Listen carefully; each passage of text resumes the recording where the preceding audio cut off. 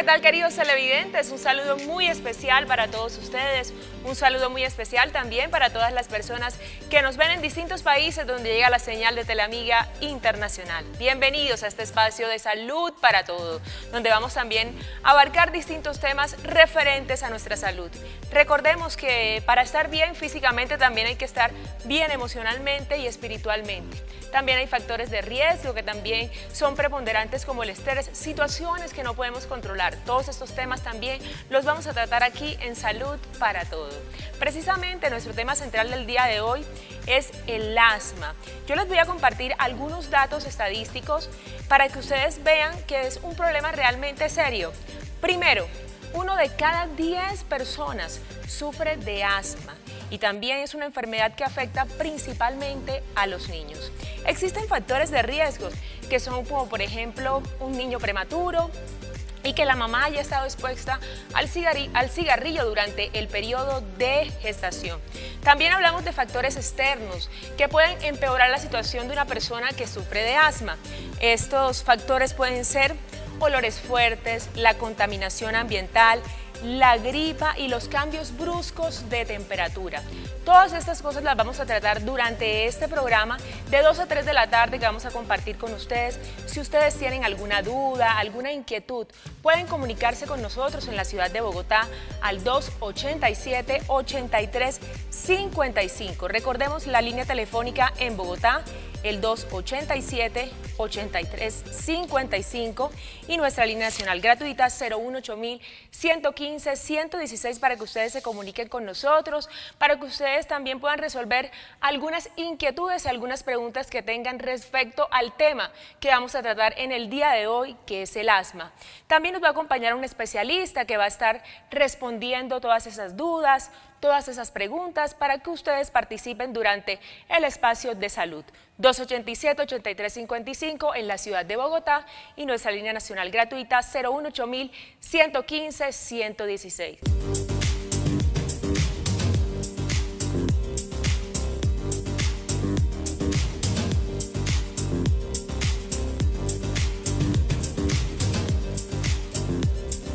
Gracias por continuar con nosotros en Salud para Todo. Recordemos nuestro tema central del día de hoy, el asma. También queremos compartir con ustedes que es una enfermedad crónica, precisamente, pero que bien tratada pueden controlarse los síntomas de esta enfermedad. Veamos entonces ahora toda esta información que tenemos para ustedes para entrar precisamente a hablar de este tema en materia.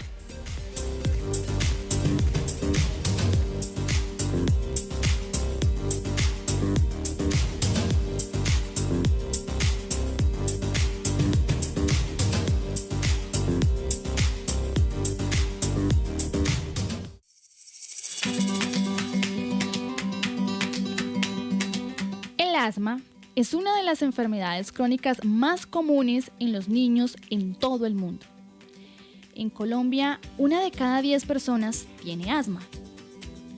Los síntomas principales son la tos persistente, especialmente si se presenta en la noche, con los cambios de temperatura y el ejercicio. Puede acompañarse de silbidos en el pecho o dificultad para respirar.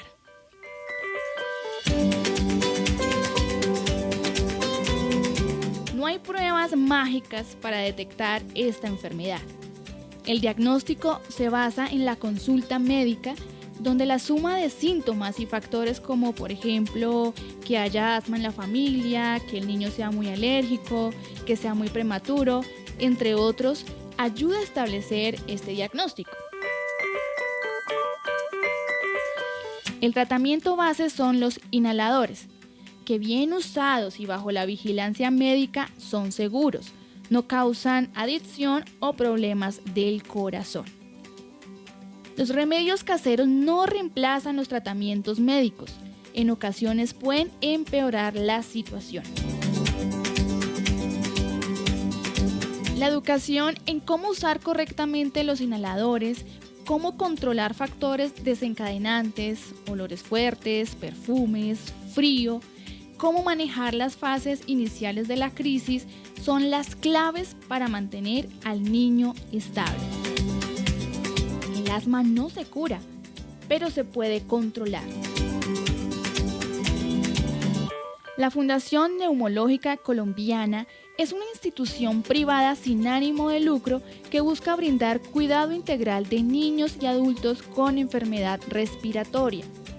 A su vez, tiene proyectos sociales en comunidades vulnerables en busca de prevenir la enfermedad y dar manejo a las familias que no tienen cómo acceder a servicios de este tipo. Para mayor información, ingresa a su página www.neumonologica.org.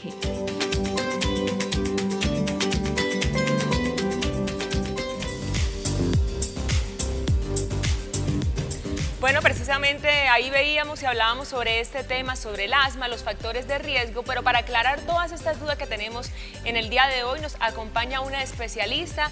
Ella es la doctora Dayan Crispín Cruz, fisioterapeuta, máster en salud pública, jefe de sección de salud respiratoria y comunitaria de la Fundación Neumológica Colombiana. Bienvenida y muchas gracias por estar con nosotros. Regida, muchas gracias. Buenas tardes a todos los televidentes. Bueno, doctora, yo quisiera iniciar preguntándole ¿qué es el asma y cuáles son sus síntomas? El asma, por definición, es una inflamación de los bronquios. Los bronquios son los tubos que llevan aire hacia los pulmones. Esos bronquios se inflaman y se vuelven muy sensibles, causando síntomas persistentes, como son tos, especialmente como lo veíamos en el video, si aparece en la noche, o con el ejercicio, silbidos en el pecho o sonidos en el pecho, y ya al final puede causar incluso dificultad para respirar. Esos son los síntomas principales y lo que definimos como asma. Es muy importante saber que esos síntomas son episódicos, es decir, van y vienen y no son persistentes en el tiempo, pero el tratamiento sí debe ser persistente. Hablábamos un poco de los factores de riesgo, como por ejemplo el nacimiento de un niño prematuro, pero por ejemplo, si ya un niño va en crecimiento, en alguna etapa de la vida, ¿puede presentar estos síntomas de la enfermedad? Sí, el asma puede aparecer en cualquier etapa de la vida. Puede presentarse en etapas muy tempranas en la niñez, pero hay descripciones de casos de asma en la edad adulta, en mujeres o en hombres, más común en las mujeres, pero puede presentarse en cualquier etapa de la vida. ¿Cómo se diagnostica esa enfermedad? El asma se diagnostica basado en los síntomas que presenta ese paciente, como ya los mencionamos, episodios persistentes de ahogo con tos y que no se haya descartado otra enfermedad que cause esos síntomas. Hay algunas pruebas respiratorias como la espirometría que pueden apoyar ese diagnóstico. Sin embargo, muchos de los pacientes con asma tienen espirometrías normales y una espirometría normal no excluye el diagnóstico. Entonces, básicamente aquí tenemos la experticia del médico que en la consulta logra sumar los síntomas más los factores de riesgo que se mencionaron para hacer la unión y definir que el paciente tiene asma. ¿Virus frecuentes de la gripa pueden ser un antecedente de esa enfermedad? Los virus son el factor desencadenante de las crisis de asma o de los síntomas de asma.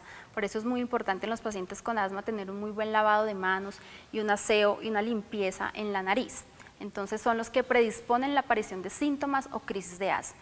Y precisamente también en los niños es donde más se da ese tipo de enfermedades, porque son más predispuestos a los virus como la gripa, ¿no?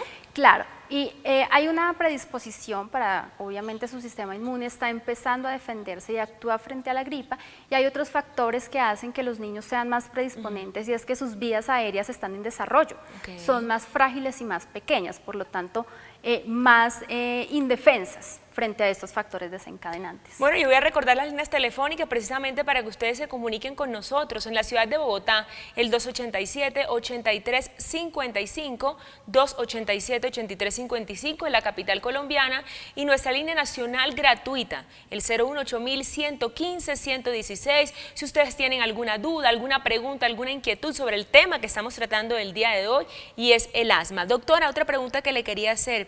¿Quiénes durante un ataque de asma, qué podemos hacer, por ejemplo? Bueno, antes de pasar al ataque de asma, quiero enfatizar en la importancia que hay en no dejar que un paciente con asma llegue a una crisis.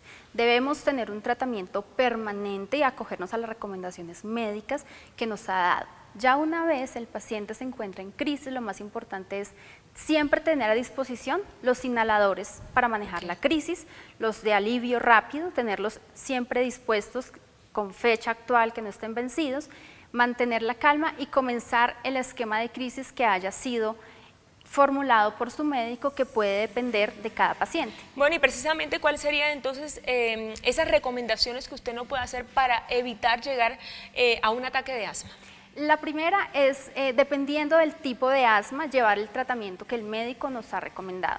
Y la segunda es tratar de prevenir todos los factores de riesgo que haya identificado que me causan los síntomas de asma, ya sea el frío, ya sea estar expuesto a humos o olores fuertes, o evitar al máximo las gripas, lo que conocemos comúnmente como gripas, que se pueden evitar, como ya comenté, con el lavado de manos, con el aseo de la nariz y vacunándose anualmente contra la influenza. Doctora, yo tengo alguna duda sobre el tema de los inhaladores. Se tejen muchísimas dudas, muchísimas preguntas frente a este tema, porque muchas veces dicen que afecta el corazón. ¿Verdad o mentira? Es muy importante que menciones eso. La primera parte del tratamiento es explicarle a los pacientes y convencerlos de que el medicamento que le estamos dando es un medicamento seguro. Se tiene la creencia de que pueden hacer daño en el corazón. Hay algunos medicamentos para el asma que pueden producir un poco de taquicardia y un poco de temblor. Sin embargo, estos efectos son pasajeros y no causan daño permanente en ninguno de estos órganos. Todo medicamento mal usado de forma incorrecta puede causar daño. Si los medicamentos son usados de forma correcta y siguiendo las instrucciones médicas, son seguros para los pacientes. Hay otros mitos que también se tejen acerca del medicamento, por ejemplo, el salbutamol, que verdad o mentira sobre este medicamento para tratar el asma. El salbutamol es un medicamento muy importante para tratar los síntomas como tal del asma. Trata los síntomas, trata la crisis y es muy importante. El error más frecuente es que lo usamos como tratamiento permanente, porque sentimos que es el inhalador que nos hace. Sin embargo, hay otro tipo de medicamentos que son los controladores, tipo beclometasona, fluticasona, que son los que deben ser usados permanentemente para evitar que tenga que usar frecuentemente el salbutamol.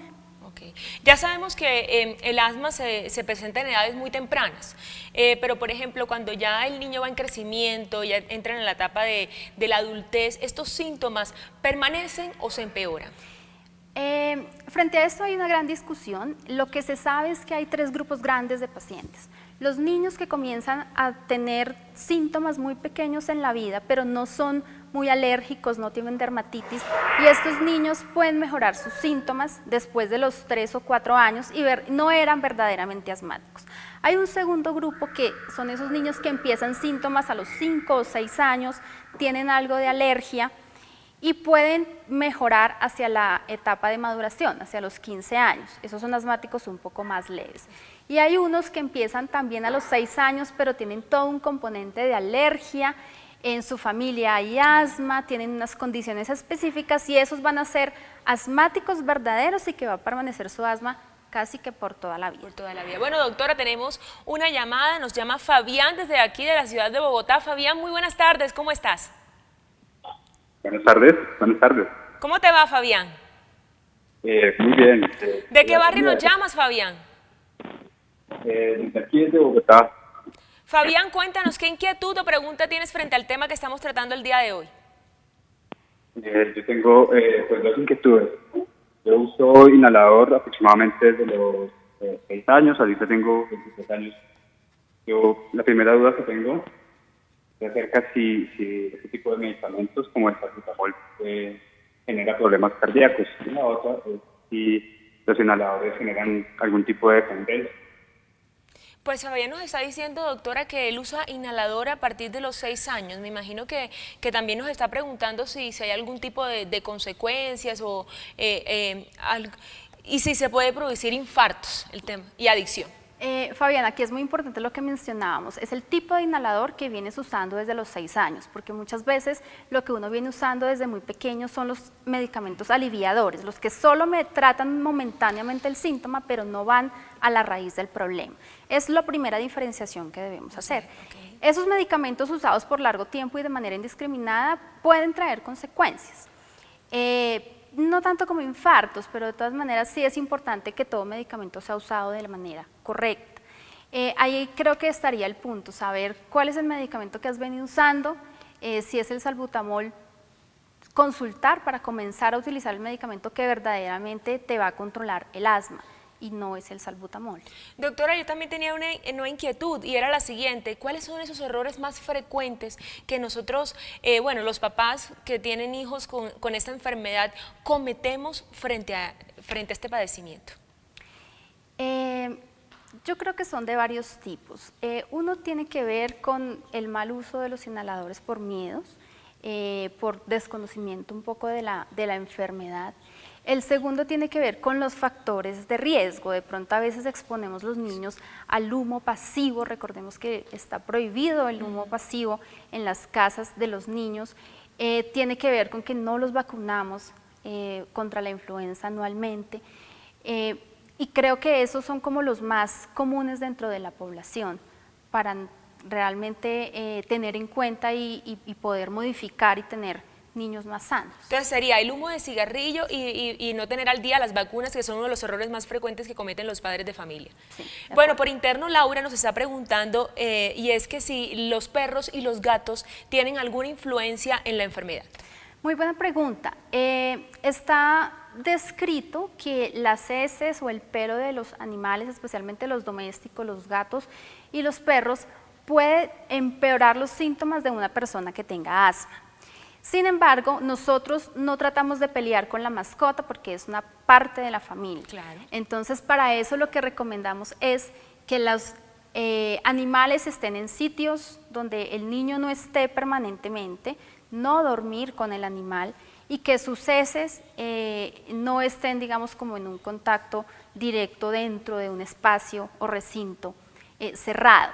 Entonces, no peleamos con el gato, no peleamos con el perro, pero sí hay que tener ciertos factores que nos protejan un poco del pelo y de las heces para poder controlar ese desencadenante. Bueno, ahí está entonces la recomendación frente a los animales domésticos como perros y gatos, frente también a la enfermedad del asma. Doctora, Javier también nos hace una pregunta por interno y es la siguiente: ¿qué hacer frente a las temperaturas bajas? Por ejemplo, el frío de la ciudad de Bogotá, que también causa rinitis.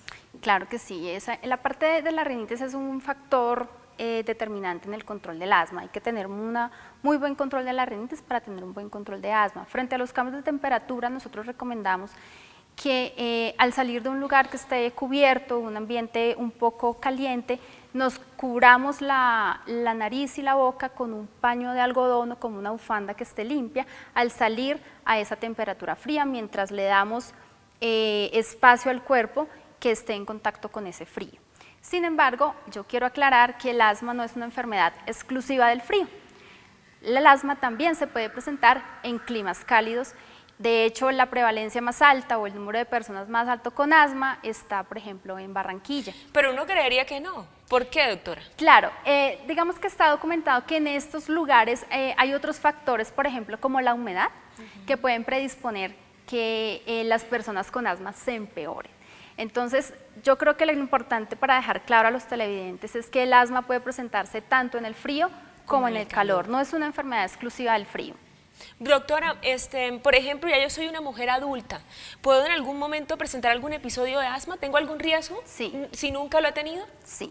Ahí eso se conoce como asma de inicio tardío y puede aparecer en realidad en cualquier etapa de la vida, especialmente en nosotras las mujeres. Tenemos una predisposición hormonal a presentar asma, especialmente si he estado en contacto con factores desencadenantes como el humo, como trabajar con polvos o con químicos, se puede presentar una aparición de asma tardía. Y si la persona nunca ha tenido ese ataque de asma, pero lo presenta en algún momento, ¿cuál es ese principal síntoma? ¿Qué es lo que hay que tener en cuenta para entonces llegar a una urgencia, llegar a un hospital? En esos casos yo creo que depende de cada paciente, pero el síntoma más común es cuando aparece una falta de aire, o lo que conocemos como disnea, frente a actividades que antes no presentábamos esa disnea. Entonces yo subía una escalera, pero la subía muy bien, pero comienzo a tener dificultad para respirar. Yo creo que en ese caso es el momento preciso para consultar al médico y comenzar a hacer un estudio de esos síntomas. Muy bien, lo principal es consultar al especialista. Vamos a hacer una pequeña pausa, no se muevan, ya regresamos con ustedes en Salud para Todos.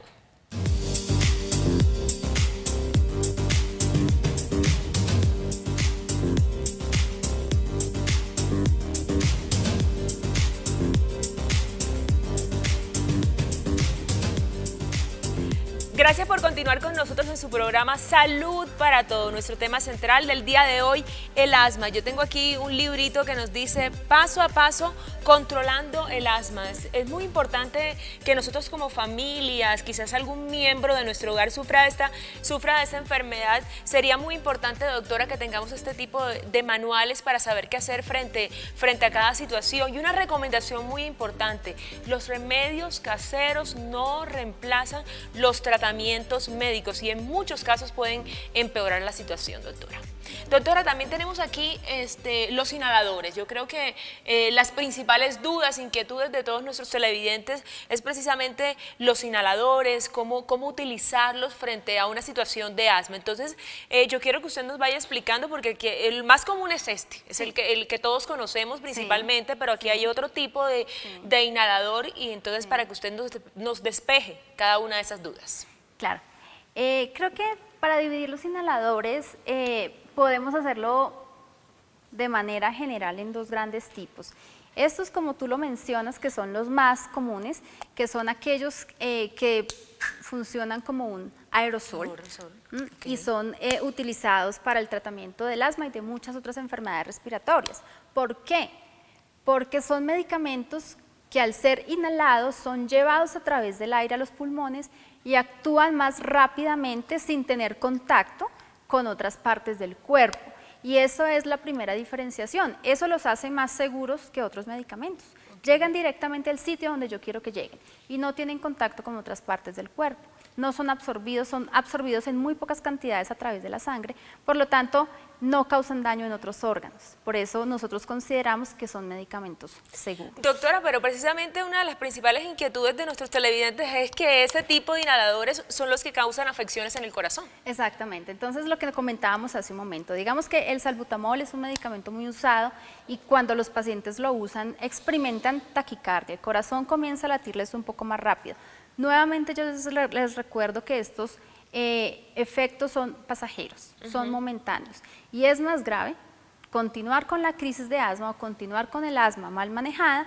Eso sí puede traer consecuencias futuras, entradas a unidad de cuidado intensivo y crisis muy fuertes. Doctora, aquí este es nuevo, creo que nunca lo había visto. Entonces me desvié del tema, pero yo quería dividirlos en dos grandes grupos, los que son como un aerosol, los más conocidos, y ese que tú tienes, o estos que vemos acá, que son los denominados de polvo seco. Okay. Ya no funcionan como un aerosol, simplemente son activados por la respiración del paciente, y el paciente lo arrastra con su respiración hacia los pulmones, los activa la respiración. Pues todos son efectivos, todos este tipo de inhaladores son efectivos, o cuáles serían los más ideales. Aquí lo más importante es individualizar cada paciente. Cada paciente tiene por su edad, características diferentes. Por su edad, por su tipo de asma puede requerir algunos como estos, básicos, y cuando ya comprobamos que algunos de estos tipos no funcionan, podemos utilizar ya medicamentos un poco más fuertes, más componentes.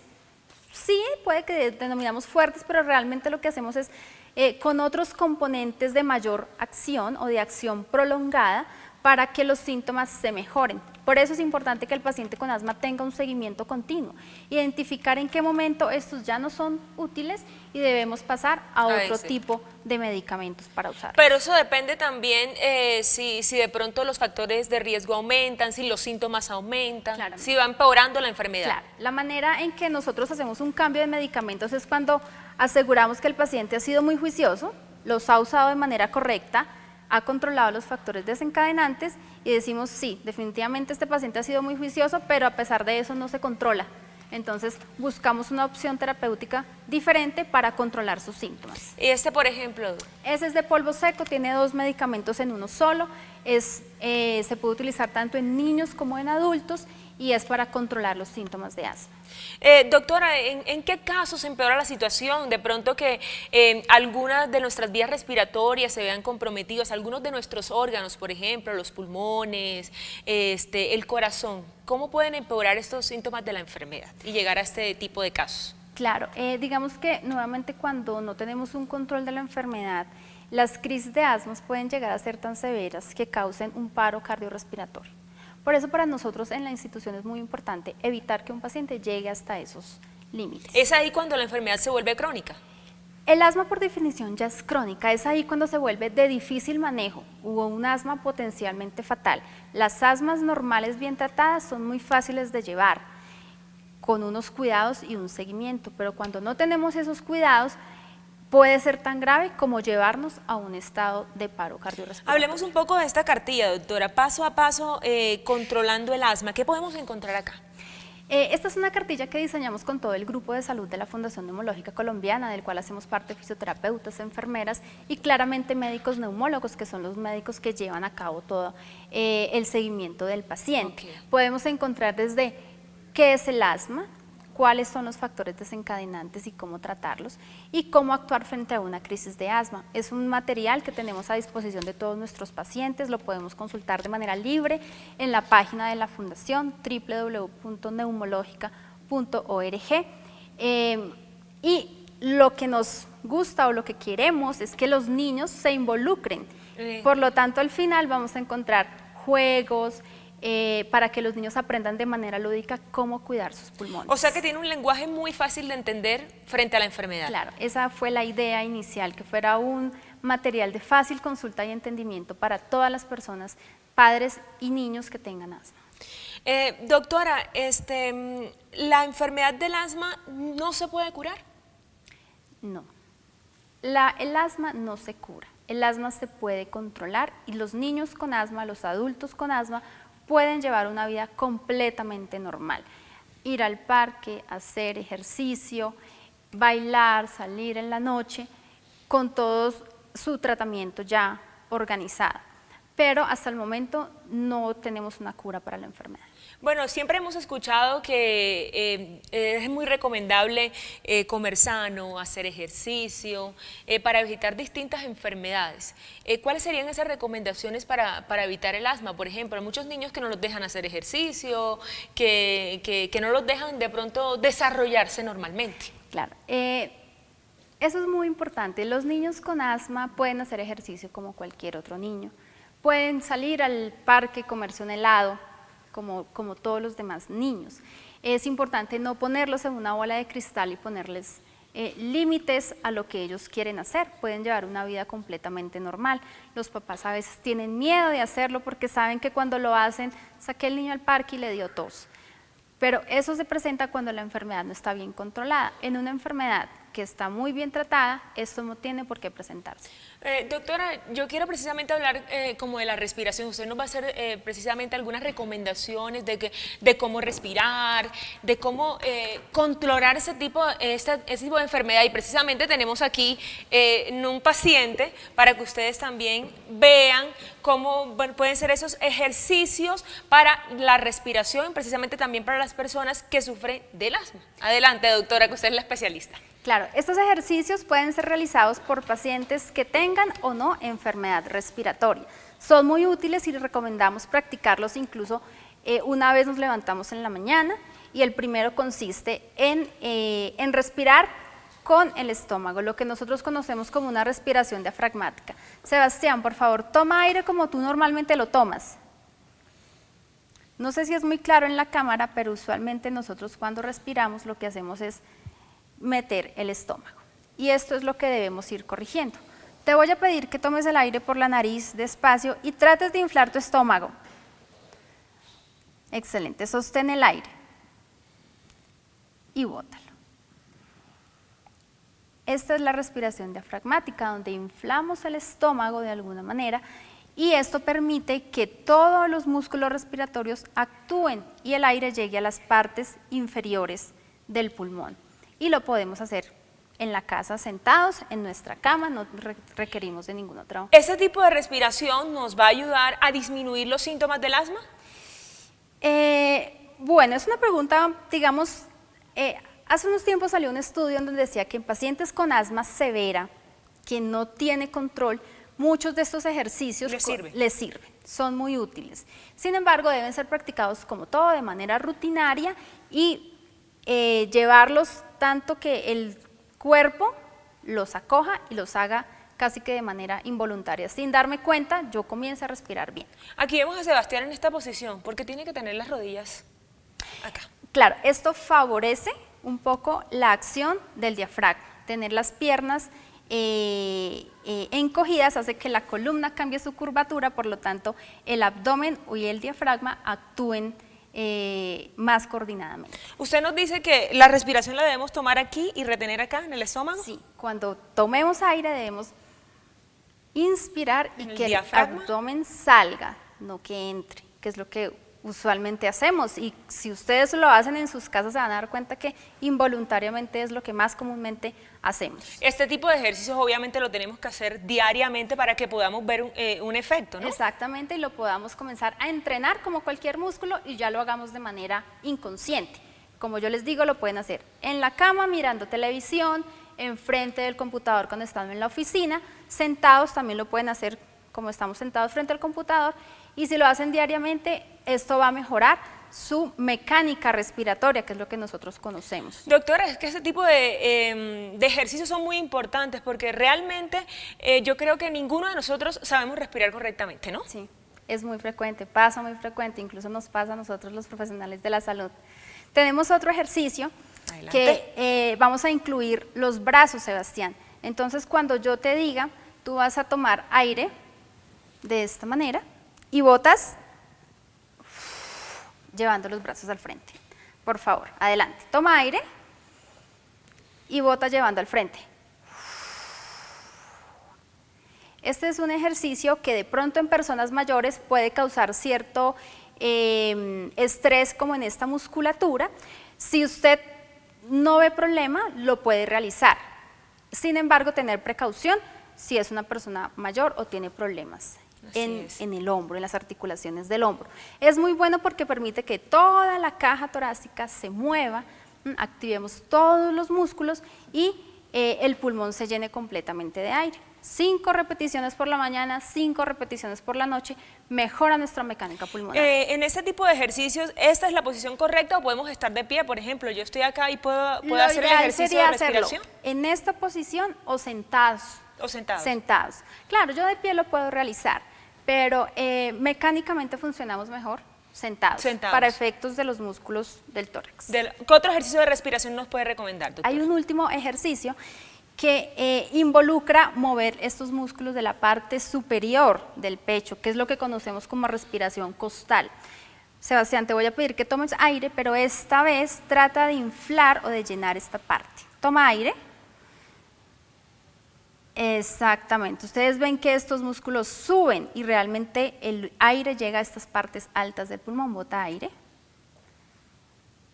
Entonces, son 3 ejercicios: respiración diafragmática, respiración costal y respiración que involucra todos los músculos del tórax y de la parte superior del Yo me quiero aprender alguno, doctora. Estoy acá, recomiéndeme. Claro. Entonces, respira profundo por la nariz, metiste el estómago. Entonces, nuevamente, lo que vamos a hacer es toma aire y trata de sacarlo. Bota, no, bota. Infla tu estómago. Perfecto. Es difícil. Nuevamente toma aire, trata de llevar tu estómago hacia afuera. Es muy común en las mujeres. Que cuando tomemos la respiración... Sí, es muy, en la respiración debes... En vez de sacar el estómago... No, al contrario. Al contrario. Debes sacar el estómago. Sacar el estómago. Sí, si sacas el estómago es difícil, nuevamente. Exacto. Mejor, tienes que entrenar un poco más, pero es la idea, sacar el estómago cuando tomamos el aire.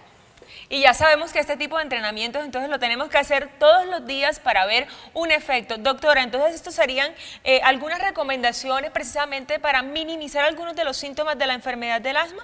Sí, yo creo que los ejercicios respiratorios frente a todo lo que ya hablábamos de los factores desencadenantes, el factor del humo, de los olores fuertes, de los cambios bruscos de temperatura y de las gripas, son en conjunto, unido a los medicamentos, la mejor o la fórmula para encontrar el control del asma. Bueno, esperamos que ustedes también hayan anotado en casa ese tipo de ejercicios para que ustedes también lo puedan practicar. Sebastián, muchísimas gracias. Gracias, Sebastián. Vamos a hacer una pequeña pausa y ya regresamos.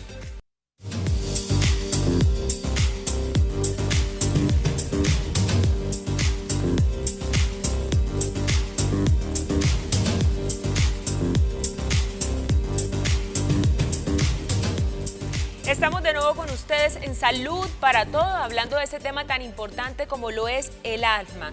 Hablamos también de los inhaladores, del tratamiento, hemos hecho también algunos ejercicios de respiración. Es importante recalcar que los inhaladores bien usados y bajo la vigilancia médica son seguros, no causan adicción ni problemas al corazón, como lo hemos mencionado durante el espacio, doctora. Yo creo que también nos quedó hablar un poco no de los inhaladores, de este aparatico que estamos viendo aquí, para que usted se lo muestre a todos nuestros televidentes. Cuéntenos cuál es su función. Claro, esto es conocido como una inhalocámara o un espaciador. Su función es hacer que los inhaladores de este tipo se aprovechen y lleguen y se penetren mejor en el pulmón. ¿Es mucho mejor tener ese Claro. tipo de elementos? Sí, entonces la recomendación para que haya un buen depósito del medicamento en el pulmón es utilizar inhalocámara. Para niños hasta los 6 años puede ser con esta mascarilla, que es lo que conocemos como mascarilla, y en niños a partir de los 6 años hay unos dispositivos que traen en esta parte una boquilla. Es indispensable que los niños utilicen los inhaladores con un dispositivo como estos, nunca directo en la boca para este tipo de inhaladores. Para los adultos, yo recomiendo, especialmente en los adultos que usan permanentemente inhaladores, que también usemos la inhalocámara. ¿Por qué? Porque aparte de que nos ayuda a un mejor depósito pulmonar, nos ayuda a eliminar un poco los efectos que puedan causar locales. ¿A qué me refiero? Molestias en la garganta o carraspera con el uso permanente de los inhaladores. Esto ayuda a minimizar ese riesgo y a que los inhaladores los aprovechemos de una mejor manera. Doctora, Carolina a través de nuestras redes sociales nos pregunta que tiene un bebé de 3 meses que le dio bronquiolitis, le mandaron el tema de los inhaladores, creo que no lo utilizó de lo suficiente. ¿Corre algún riesgo de adquirir asma este bebé? Los niños que a edades tempranas presentan su primer síntoma o su primer episodio respiratorio tienen un mayor riesgo de desarrollar enfermedad pulmonar cuando son un poco mayores. Por eso lo importante para estos niños es retrasar al máximo esa primera aparición de ese síntoma respiratorio, porque sus pulmones son muy sensibles. Es un bebé que acaba de llegar al mundo con 3 meses. Ya si lo presentó el episodio, pues seguir todas las recomendaciones, alejar el humo, alejar los olores fuertes, cuidarlo de los cambios bruscos de temperatura, y si vuelve a presentar los síntomas, que aquí voy a mencionar lo de los síntomas de alarma, dificultad para respirar, que el niño comience a respirar muy rápido, más rápido de lo normal, que aletee las narices, que las narices se le muevan cuando está respirando, que tenga silbidos en el pecho o que tenga una coloración morada o azulosa en los labios o en las uñas, son síntomas que nos indican que debemos ir inmediatamente a un servicio de urgencias para recibir atención. No, y es que también cabe resaltar que hay que tener en cuenta que los bebés de meses todavía no tienen las defensas formadas y los cuidados tienen que ser mucho mayores, doctora. Sí, lavado de manos para todas las personas que estén en la casa, cada vez que lleguen del exterior, limpiarse la nariz. Si tienen gripa, que se protejan con un tapabocas o que no estén en contacto ni le den besos al niño cuando tienen gripa. Hablamos de estos síntomas que usted nos acaba de mencionar en los bebés. ¿Son síntomas de asma o pueden ser síntomas de cualquier enfermedad? Son síntomas que indican que el aire no está pasando bien a través de las vías aéreas, que en un principio puede ser bronquiolitis o otro tipo de enfermedades, pero cuando se convierten de manera persistente en el tiempo, pues ya estamos hablando de una enfermedad crónica que puede ser asma. Sin embargo, en eso está el secreto de un buen especialista, en tratar de determinar si es asma o otra condición respiratoria que está llevando a esos síntomas. Doctora, usted pertenece a la Fundación Neumológica Colombiana. Háblenos un poco de la fundación, ¿cuál es su labor? La Fundación Neumológica Colombiana es una institución privada sin ánimo de lucro que hace 26 años se dedica a la atención del paciente con enfermedad respiratoria. Hacemos la atención desde los primeros niveles del manejo de una enfermedad hasta tratamientos muy avanzados como trasplantes pulmonares. Dentro de la institución también tenemos todo lo que es el componente educativo a los profesionales de la salud y la investigación en el área de la neumología. Bueno, doctora, tenemos una llamada también, nos está llamando Gabriela Fajardo de la ciudad de Bogotá. Gabriela, muy buenas tardes, ¿cómo estás? Hola, buenas tardes. ¿De qué Me parte? gustaría preguntar ¿De qué parte de la ciudad de Bogotá nos llamas? del Restrepo. Bueno, el Restrepo, un saludo muy especial para toda la gente del Restrepo. Gabriela, ¿cuál es tu inquietud? Me gustaría preguntar si yo sufro de rinitis, ¿puedo llegar a sufrir de asma? Si ella sufre de rinitis, puede llegar a sufrir de asma, es su pregunta. Gabriela, muchas gracias. Un buen porcentaje de los pacientes con asma sufre de rinitis. Sin embargo, no todos los pacientes con rinitis tienen asma. En ese caso, si es solo síntomas locales, puede que solo esté cursando con rinitis. Sin embargo, hay que estar pendiente a la aparición de síntomas pulmonares bajos, que es lo que conocemos como tos o silbidos en el pecho. Pero la una no necesariamente conlleva la otra. ¿Hay alguna inquietud que me quedó, doctora, de toda la información que usted nos ha brindado durante el espacio? Y es que las mujeres somos más expuestas a sufrir de esta enfermedad. ¿Por qué? En los niños, el sexo masculino sufre más de asma. Sin embargo, a medida que vamos creciendo, las mujeres sufrimos más de asma y esto puede estar relacionado con factores hormonales. Se ha descrito que la causa principal son los factores hormonales que hacen que las células se inflamen y sean un poco más sensibles. Listo, doctora. Vamos a hacer ahora un pequeño como recorderis de todo lo que hemos hablado aquí en el día de hoy, así que yo los invito nuevamente a ver esta información sobre el asma, cuáles son sus causas, síntomas y cómo podemos controlar esta enfermedad. Vean ustedes.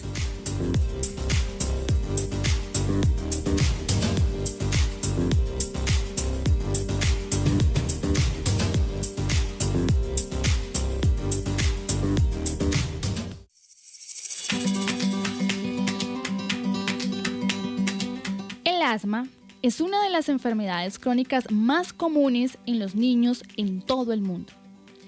En Colombia, 1 de cada 10 personas tiene asma.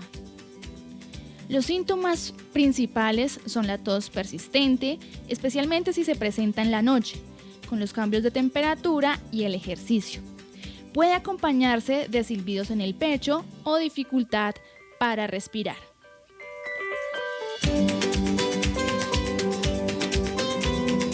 No hay pruebas mágicas para detectar esta enfermedad.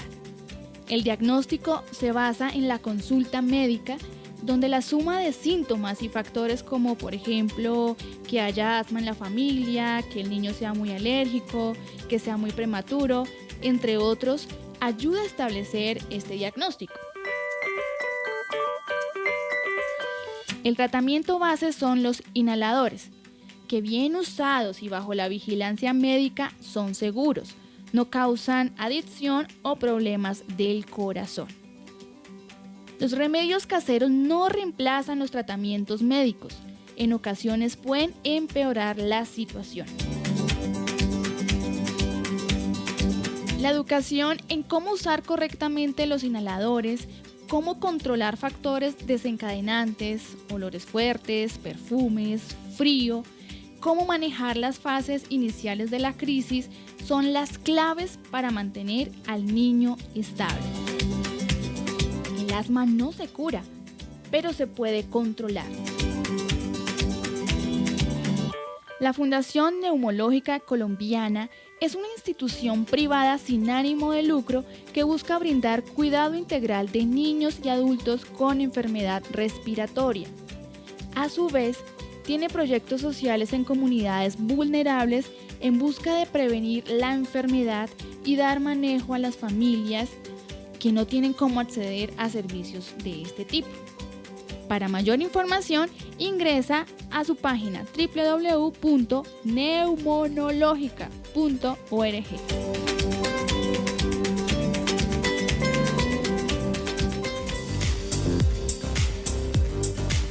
Doctora, la información que acabamos de ver creo que resume todo lo que hemos hablado durante el espacio, pero usted como especialista, ¿cuáles serían esas últimas conclusiones que nos puede dar frente al tema? Yo creo que la primera es dejar el mensaje que el asma se puede controlar, ¿sí? Que no es una enfermedad grave donde cuando escuchamos el diagnóstico nos asustamos y creemos que ya el niño va a usar oxígeno por toda la vida. Es una enfermedad fácil de controlar, es muy frecuente y los niños pueden llevar una vida completamente normal. Para esto es importante que los pacientes estén educados, sepan cómo usar sus inhaladores y sepan qué hacer frente a una crisis de asma. Y esos son como los componentes que hacen parte de los programas de atención integral. Nosotros estamos convencidos en la institución que todo paciente con asma debe estar incluido en un programa de atención integral, donde le hagan un seguimiento y le expliquen qué es la enfermedad y por qué usar los inhaladores. Y otro punto importante, doctora, es que muchas veces nosotros cometemos el error de automedicar, muchas veces cometemos el error de suministrar remedios caseros que obviamente no van a hacer ningún efecto, quizás no hagan ni malo ni bueno, pero siempre lo más importante, consultar al especialista, que son los médicos, los que son precisamente las personas idóneas para tratar esta enfermedad, ¿no? De acuerdo. Creo que ese también es otro de los mensajes principales. A veces retrasamos el uso de estos tratamientos esperando que de pronto algunos jarabes, algunos remedios que nos han enseñado las abuelas logren los efectos que yo estoy esperando, y lo que estoy haciendo es finalmente retrasando y haciendo que el niño sufra cada vez más y que sus pulmones de alguna manera se resientan, como lo pudiéramos decir, de alguna manera. Entonces, no peleamos con esos remedios, pero el mensaje, no reemplazan los tratamientos ya que están disponibles a través de la evidencia científica. Así es, y los bebés de meses, los niños recién nacidos, hay que quizás duplicar esos cuidados precisamente para no generar enfermedades respiratorias. Doctora, redes sociales, ¿dónde la podemos conseguir, dónde la podemos contactar? Yo creo que las redes que podemos contactar son las de la Fundación Neumológica Colombiana, que están abiertas en Twitter y en Facebook, Neumológica, la página web, como lo mencioné, www.neumologica.org. Pueden encontrar información de cómo acceder a nuestros servicios y toda la parte educativa que tenemos para los pacientes. Bueno, doctora Dayan Crispín Cruz, fisioterapeuta, máster en salud pública, muchísimas gracias por habernos acompañado. Ustedes también, muchas gracias por estar con nosotros. Recuerden nuestra cita mañana a las 2 de la tarde en Salud para Todos. Dios los bendiga.